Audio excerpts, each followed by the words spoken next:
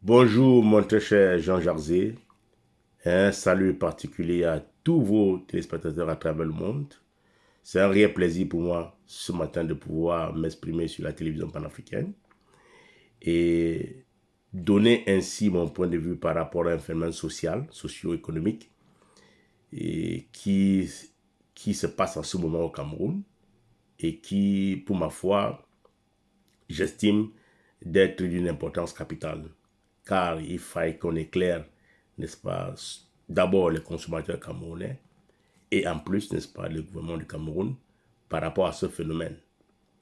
Je ne commencerai pas sans m'attarder un tout petit peu sur les accords de libre-échange qui avaient été signés il y a quelques années entre les pays africains et l'Europe, qui permettent, n'est-ce pas, qui ouvraient ainsi le marché africain aux Européens, vice-versa.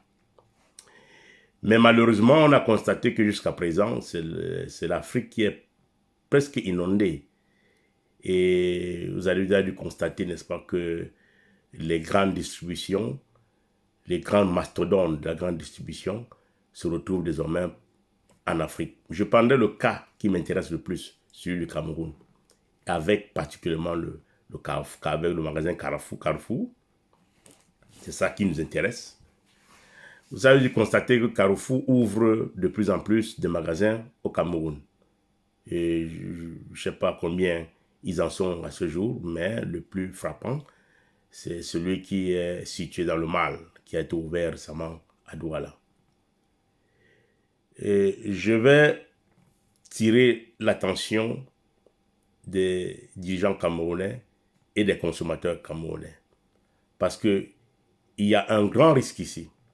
Peut-être qu'on est content de la modernité, mais je pense qu'il faudrait qu'on s'arrête un instant et qu'on observe critiquement et qu'on se demande qu'est-ce qui se cache derrière cette ruée des grandes mastodontes de la grande distribution en Afrique.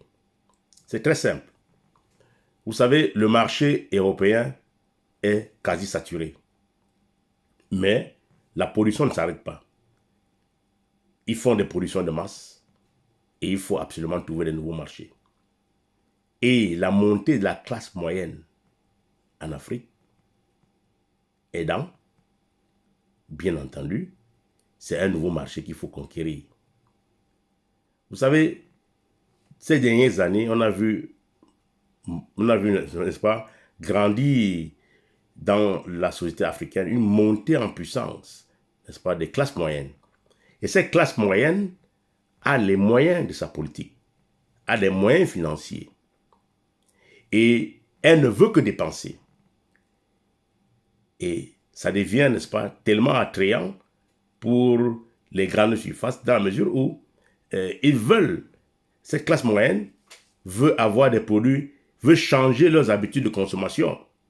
Ils veulent manger, n'est-ce pas, du bon caviar, ils veulent manger du bon vin, ils veulent boire du bon vin, ils veulent manger du bon fromage, ils veulent manger des produits, n'est-ce pas, importés. Et qui pour mieux leur servir, il n'y a que ces grands magasins. Et Carrefour a eu la brillante idée, n'est-ce pas, de venir s'installer, n'est-ce pas, dans ce marché émergent. Mais le problème ici, c'est quoi? C'est que l'installation de ces mastodontes cause un problème qu'il faudrait qu'on s'arrête, qu'on prenne la temps, qu'on prenne un temps pour réfléchir par rapport à ça. Vous voyez, non seulement, et c'est à plusieurs dimensions. Il y a une dimension culturelle, une dimension sociale et une dimension économico-politique. Nous allons commencer par la dimension culturelle. Ces grandes mastodontes à distribution viennent bousculer nos habitudes de consommation et viennent nous recoloniser à travers ces nouvelles habitudes qu'on va nous imposer. Et ce n'est pas la faute du consommateur dans la mesure où il y a un effet contagion. C'est-à-dire, l'homme est essentiellement ce qu'il est, il veut découvrir. Et quand on lui fait des propositions par rapport à des découvertes, bien entendu, l'homme va découvrir. Donc, il y a ce risque-là qu'on nous recolonise, comment on nous recolonise, n'est-ce pas, sur le plan culturel en changeant nos habitudes de consommation. Sur le plan social, il y a un grand risque de, n'est-ce pas, la destruction du tissu économique. Dans la mesure où ces grosses mastodontes ont des grands moyens, ils arrivent à des grands moyens. Ils vont nous imposer, n'est-ce pas, des produits manufacturés qui ne sont toujours pas de très bonne facture, qui vont causer des maladies.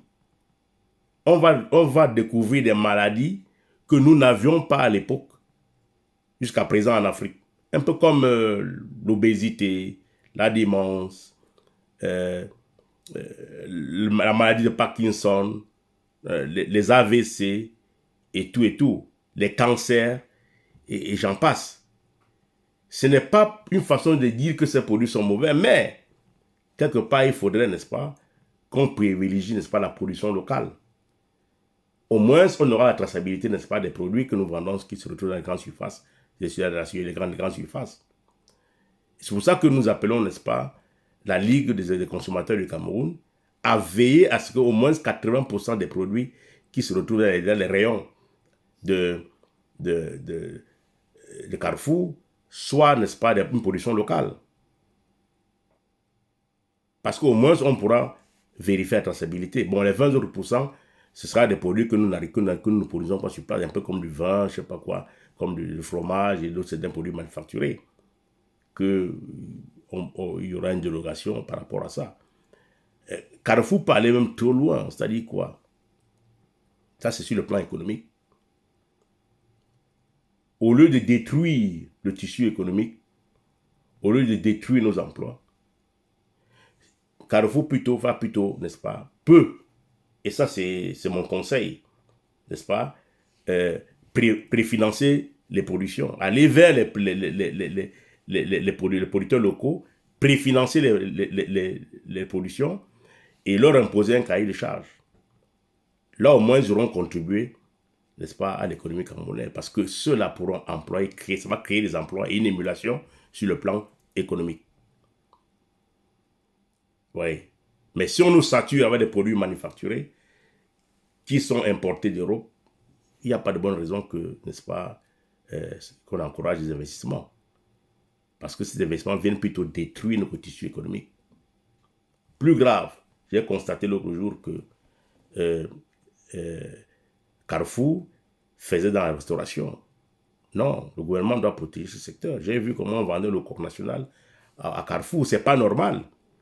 Parce qu'il faut se dire que à côté du mâle, et dans les environs, il y a une maman qui a son tourne d'eau et qui ne vit que, n'est-ce pas, de ces petites restaurations pour nourrir sa famille. Et si Carrefour se retrouve là-dedans, mais c'est la mort, n'est-ce pas, de tous les petits restaurants. Et vous voyez un peu combien de familles vont souffrir. Donc, pour conclure et pour dire, écoutez, nous sommes d'accord pour l'investissement. Hein, les investisseurs viennent au Cameroun. Mais en même temps, le gouvernement doit encadrer ces investissements-là. C'est vrai qu'on a signé les accords d'APE. Mais en même temps, on peut imposer une certaine réglementation à ces entreprises, de telle manière qu'elles s'accordent par rapport à nos situations géopolitiques, culturelles et anthropologiques. Vous voyez, et je ne sais pas si vous êtes au courant que la plupart de ces entreprises bénéficient des subventions gouvernementales de leur pays et même de l'Union européenne quand elles se décident d'aller à l'international. Ce que nos producteurs locaux n'ont pas. Donc il y a déjà, n'est-ce pas, cet avantage-là. Et je pense qu'il est temps que le gouvernement se penche par rapport à ça parce qu'il risque d'avoir un véritable problème, n'est-ce pas, de santé publique au niveau du Cameroun. Je ne suis pas contre, n'est-ce pas, les investisseurs. Je ne suis pas contre les investisseurs étrangers. Tout au contraire, ça permet, n'est-ce pas, de moderniser le pays. Mais il fallait qu'on encadre, n'est-ce pas, ces investissements-là. Je le dis parce que étant à la tête de la Chambre de commerce ici, je suis au courant, n'est-ce pas, de certaines informations que peut-être on n'a pas au Cameroun. Et je souhaite que le gouvernement se penche vraiment sur ce dossier et protège les entreprises, les PME et les consommateurs camerounais. Je vous remercie.